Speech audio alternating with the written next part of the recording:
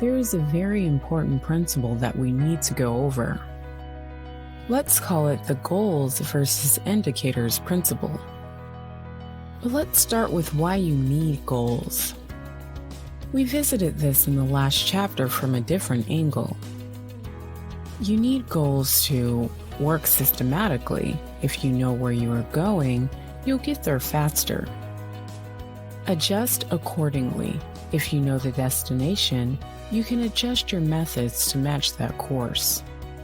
Keep you motivated. Working towards a goal gives us a feeling of meaningfulness, motivating and empowering us. So the goals are important and useful tools. The problem arises when the goals are mixed up with the indicators that we use to monitor our progress. For an example, let's say you have to drive to another city by car. The distance is 100 miles. During your trip, you sometimes glance at the car's distance reading to see how many miles you have left on the journey. Now try to think that these 100 miles themselves become a journey. You sit in your car and just start driving to get to the 100-mile marker of the car's distance indicator. Would that make any sense? Of course not. It is your goal to get to the other city, not the mile reading. The latter one is just the indicator to see if you are getting closer. But we make the same mistake with our transformation and biology constantly. The worst abused indicator is the weight. We tend to make our ideal weight the only goal for us. I need to lose 30 pounds. What is the problem with this? The problem is that when we focus on this indicator, we forget that our weight isn't 100% fat. It matters a lot how much of that 30 pounds is fat, how much muscle, and how much water.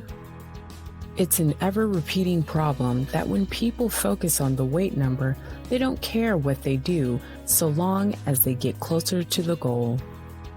You could drive 100 miles and achieve that goal, but you could end up in 100 different places, depending on what direction you started driving. The worst thing that people do is losing most of the weight from muscle. It is very easy to do, and most dieters do it. That's why indicators shouldn't be goals. But how do you know what your goal is? I'm guessing here, but I'm rather certain that we all have the same goal in our efforts, at least including this course. We want to enjoy life more. This is our umbrella goal. But this doesn't help us much. We need sub-goals.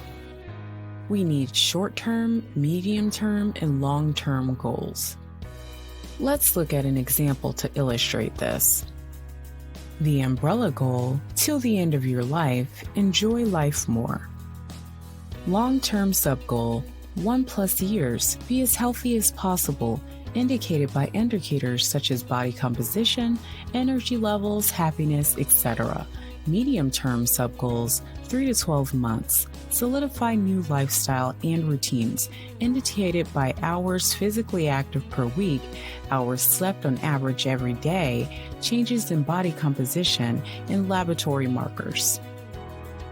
Short-term sub-goals, up to 3 months, start and learn new habits, create routines and systems, get a coach, start a new nutrition plan. Indicators, macronutrients per day, physical condition, weight circumference, etc. You need goals for every period, and you need to choose the correct key indicators for those goals. This is a hard thing to learn to do, and it takes years to master.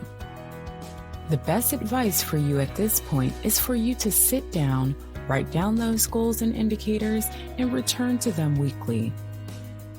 You will learn best by doing. Don't settle for just, I need to lose 30 pounds. The point isn't that this wouldn't yield results, but with what methods, and will they be permanent?